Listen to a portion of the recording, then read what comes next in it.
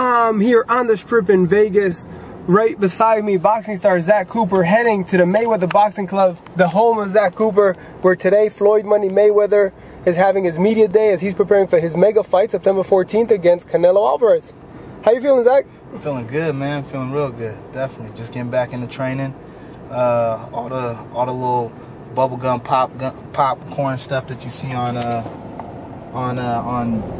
the internet and stuff like that. That's over and done with. It's almost time for me to really start focusing and getting right back to, getting back to what I do best, which is work.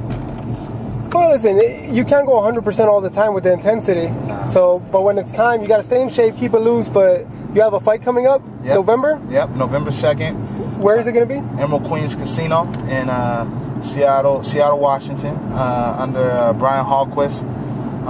So you're fighting at home? Yep. Well, I mean in the area, in the state? In the area, yeah, definitely.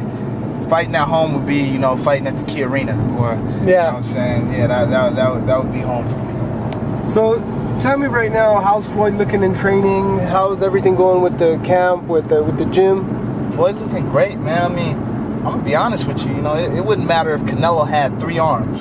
You know what I'm saying? And shot himself full of lion's blood. You know what I'm saying? He's not gonna have no chance. Like the thing about it is that you not only look at the caliber of fighters, but you also have to look at, even with Oscar De La Hoya. Oscar De La Hoya at 35 was better than Canelo is now. You know what I'm saying? Now, Oscar at 23 was amazing. You know what I'm saying? But Oscar at 35 is better than Canelo is now, and that Oscar lost to Floyd. So Floyd's only gotten better since he fought Oscar. You know what I'm saying? So with that being said, that'll tell you, what I'm saying, Canelo absolutely has no chance. There's going to be a lot of, everybody loves hype, you know what I'm saying? That's the best thing about it, is that they'll make you believe that Canelo has a chance, but he's going to get beat, i.e. Marquez, i.e. Robert Guerrero, you know what I'm saying? Ortiz. Once he gets hit, like, he's going to be surprised with how strong Floyd is. And once he gets hit, and once he starts getting walked down, and once he starts getting outboxed, combos are great. You know what I'm saying? I like Canelo as a fighter, but combos are great. But once you have a fighter that's smart and he starts countering you, you start to shell up, because you can get caught in those exchanges with just the simplest shot. And you see with Abner Mares, that one shot can end everything. That was a shocker to me. Yeah. Big shocker. But at the end of the day, in this sport, you got to live your life like a cop. You know what I'm saying?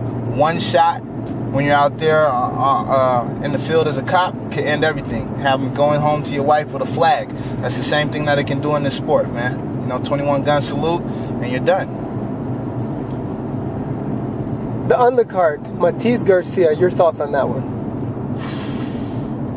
I'm going to go with Garcia. Because, how many times have you sat there? How many times have we sat there? Me personally, with Amir Khan. How many times have you sat there and said, Garcia's going to lose this fight?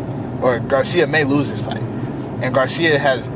Well, Kendall Holt, Amir Khan, just the two. Eric Morales, I thought he was going to beat Morales.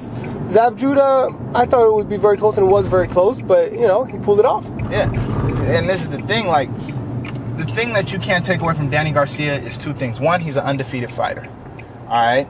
As an undefeated fighter, you have that mentality, that rah, I could take a punch, but I could also give a punch. I can box, I can do this. You know what I'm saying? You feel indestructible.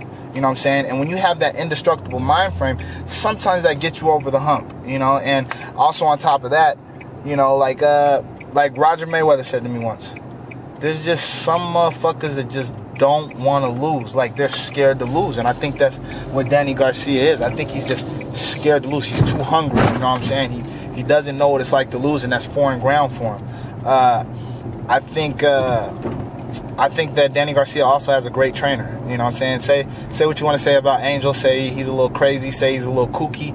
Say whatever you want to say. I do think he's a good trainer. He's taken Danny since he was an amateur, and he's built him up. He took him to the pros. He built him up, and now he has a champion as a son. You rarely see that in a trainer that takes a fighter from when they're a kid and makes them into a champion. He's not your Freddie Roach or anything like that that gets a guy when they're 25-0, 26-0, or something like that, and picks the fruit after it's all ripe. Yep, and picks the fruit after it's all ripe, and then all of a sudden you're good to go. You know what I'm saying? There you have it. Right here, Zach Cooper, VIP parking at the Mayweather Box Club in Vegas. Stay tuned for UserReporting.com. I'm Ali Segback reporting, and you can follow me on Twitter at Segback. And what's the Twitter? I hate Zach Cooper.